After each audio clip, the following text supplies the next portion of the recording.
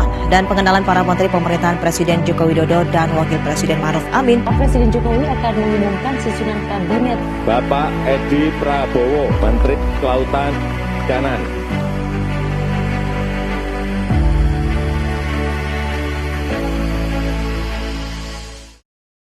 Perlu lompatan-lompatan besar dalam menata ekosistem industri perikanan dan kelautan kita, mulai dari hulu sampai ke hilir. Kebijakan kelautan harus betul-betul bisa mengantisipasi dan mengadaptasi perkembangan teknologi baru sehingga bisa membuat industri perikanan kita makin produktif dan juga makin kompetitif.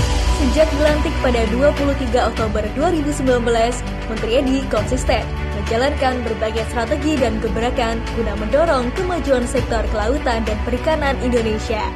Amanah besar yang dititipkan Presiden kepadanya untuk memperbaiki komunikasi dengan nelayan dan meningkatkan sektor perikanan budidaya. 1 tahun menjadi waktu yang singkat, menyusuri hampir seluruh wilayah Indonesia. Menteri Edi mencatat setiap keluhan dan masukan nelayan. Diawali dari yang terdekat di wilayah Jakarta hingga timur Indonesia tak luput dari perhatiannya. Sebetulnya permintaan Pak Jokowi kepada Pak Edi terkait keran komunikasi sudah dilaksanakan dengan baik, Mbak. Itu juga kami rasakan di level di provinsi. Kami komunikasi dengan teman-teman juga berjalan dengan lancar, dan ketika mereka ada kendala disampaikan ke pusat juga responnya juga sudah cepat. Ini sudah jauh lebih baik lah, jauh lebih baik. Jadi kalau untuk keran komunikasi saya rasa Pak Edi sudah luar biasa. Selama 1 tahun dalam nakoda kepemimpinan Edi Prabowo, kinerja Kementerian Kelautan dan Perikanan menunjukkan capaian positif. Meski di tengah pandemi COVID-19, sektor kelautan dan perikanan mampu beradaptasi dengan cepat, melalui berbagai terobosan guna mendorong pemulihan ekonomi nasional dampak COVID-19. Akhir Desember 2019, KKP berhasil melakukan penyederhanaan perizinan usaha di pusat dan daerah, dengan meluncurkan aplikasi silat atau sistem informasi izin layanan cepat. Sebuah terobosan dan inovasi yang berhasil menuntaskan persoalan lamanya perizinan, sehingga izin di perikanan tangkap yang semula selama 14 hari dapat selesai dalam waktu 1 jam secara online. Alhamdulillah di era Pak Edi Prabowo, komunikasi kita lebih intens karena beliau sewaktu menjabat belum ada 3 bulan kami sudah diterima beliau. Kami memberi masukan-masukan, kami menyampaikan kendala maupun kesulitan yang kami hadapi waktu itu. Yang krusial itu perizinan, dan alhamdulillah beliau mendengar, dan memang setelah itu ada program silat ya. Jadi diluncurkan program silat, jadi kami mengurus perizinan secara online, jadi tidak perlu lagi ke Jakarta. Alhamdulillah di masa pandemi ini kami mengurus perizinan sudah dari rumah semua.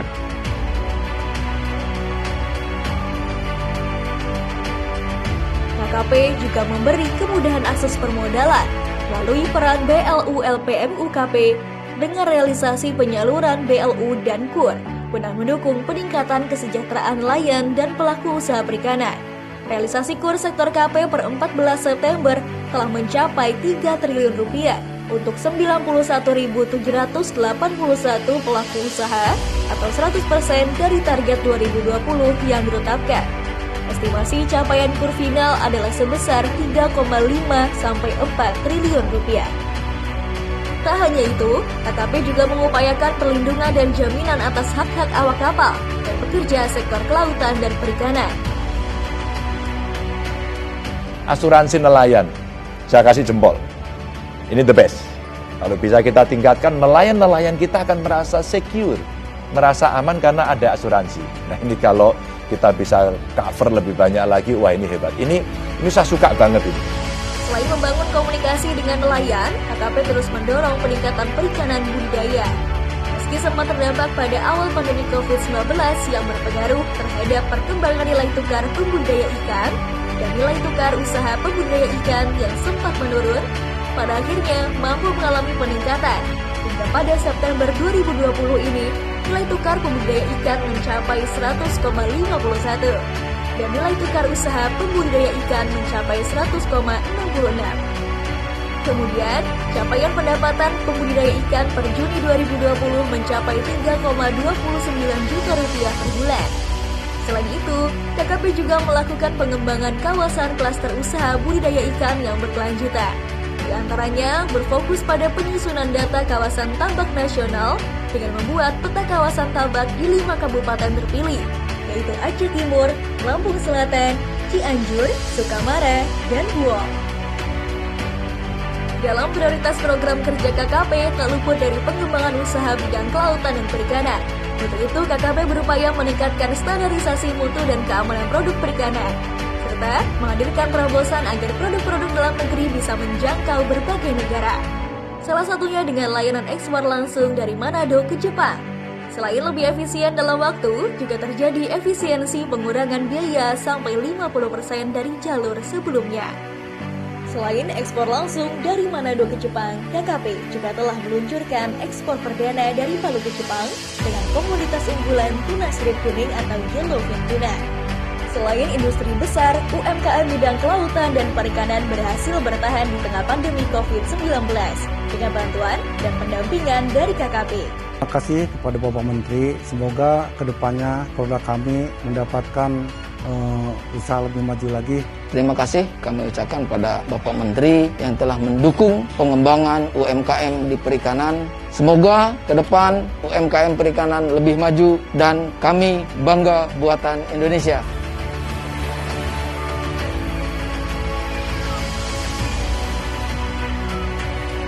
KKP juga melakukan berbagai upaya untuk menjaga kelestarian dan potensi sumber daya kelautan dan perikanan Indonesia, membentuk kawasan konservasi untuk mengelola sumber daya ikan dan lingkungan secara berkelanjutan.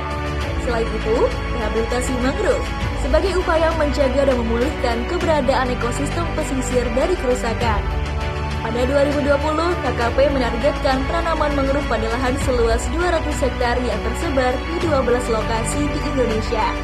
Kemudian, restorasi terumbu karang dengan peran aktif masyarakat di masa pandemi COVID-19 sebagai salah satu upaya pemulihan ekonomi nasional.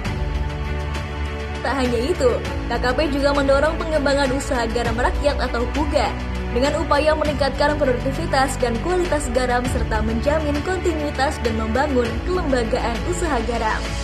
Adapun penataan ruang laut dan zonasi juga menjadi salah satu capaian KKP guna mendukung kegiatan perikanan sekaligus menjaga keberlanjutannya.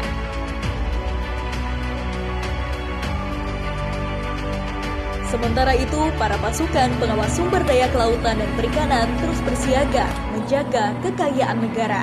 Tanpa kenal lelah dan gagah berani, mereka terus berpatroli memburu para pencuri ikan di tengah lautan.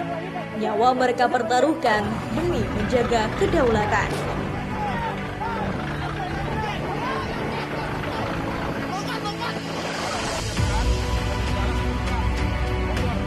KKP senantiasa memperteguh komitmen dalam menjaga kedaulatan laut Indonesia. Untuk itu, KKP meningkatkan kerjasama lintas sektor guna memperkuat sinergi penegakan hukum, seperti dengan TNI AL, Polri, Bakamla, Kejaksaan Agung, dan instansi lainnya. Terbukti dalam 1 tahun terakhir, KKP telah berhasil menangkap 74 kapal. Seiring dengan pesatnya kemajuan teknologi informasi, KKP menyeimbangi dengan penyesuaian yang tepat, sesuai dengan kebutuhan masyarakat kelautan dan perikanan secara luas. Melalui inovasi teknologi yang bermanfaat dan peningkatan kualitas SDM yang unggul, menjadi modal kemajuan pembangunan menuju sektor kelautan dan perikanan yang lebih baik. Dalam pemulihan ekonomi dampak COVID-19, KKP juga melakukan berbagai upaya dengan memberikan stimulus ekonomi, seperti ragam bantuan melalui kegiatan bulan mutu karantina ikan tahun 2020. Diberikan kepada masyarakat perikanan terdampak COVID-19 meliputi nelayan, pembudidaya, pengolah ikan hingga tenaga medis. Selain itu, melalui kegiatan Gemar Ikan, KKP juga telah menyerahkan 58.000 paket produk perikanan kepada masyarakat di 116 kabupaten atau kota. Kegiatan ini bertujuan untuk meningkatkan asupan gizi masyarakat terdampak COVID-19 dan sekaligus menyerap pasar produk perikanan UMKM untuk mendukung keberlanjutan usahanya di tengah pandemi COVID-19. Jadi ke depan saya berharap apa yang sudah dilakukan ini selalu menjadi penguatan, keterbukaan ini akan terus kami pertahankan, sehingga orang untuk berinvestasi di sektor ini sudah nggak perlu lagi khawatir akan ada kesulitan, karena semua sudah kita buka dari hulu sampai hilir, dari perizinan sampai perizinan kapal sampai perizinan ekspor, semua kita permudah.